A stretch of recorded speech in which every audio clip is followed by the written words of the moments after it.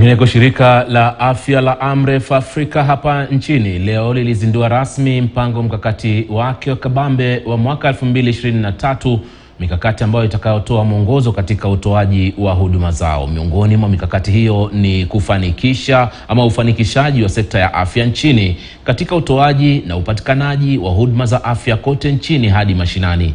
Akizungumza katika hafla hiyo, Mary Mudhoni ambaye ni katibu katika Wizara ya Afya amesema kwamba serikali kuu pamoja na za kaunti zipo katika harakati ya kuwahusisha takriban wahudumu wa afya 100,000 kuhamasisha jamii katika masuala ya afya.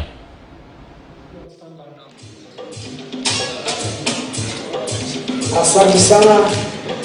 Thank you. And GCU. The strategic plan is a roadmap to a future where no one is left behind in our pursuit of good health. A health ecosystem that is responsive, inclusive, and comprehensive. Part of this is our investment in creating a university that is going to be training young people to enter the health service delivery, midwives, nurses, physiotherapy, health systems understanding, community health extension, and we are investing $50 million in establishing AMREF International University here in Nairobi.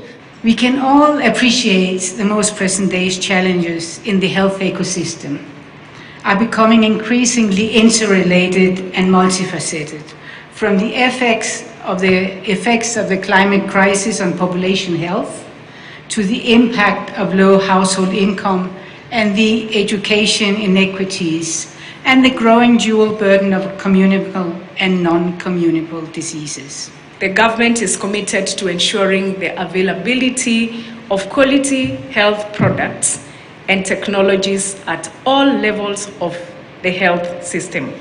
We will focus on strengthening local manufacturing of essential commodities based on the essential package of services. Na waziri mwandamizi Musalia Mudavadi ameyataka mataifa ya Afrika kufanya mageuzi kwenye mifumo ya elimu kwa kulifanya somo la mabadiliko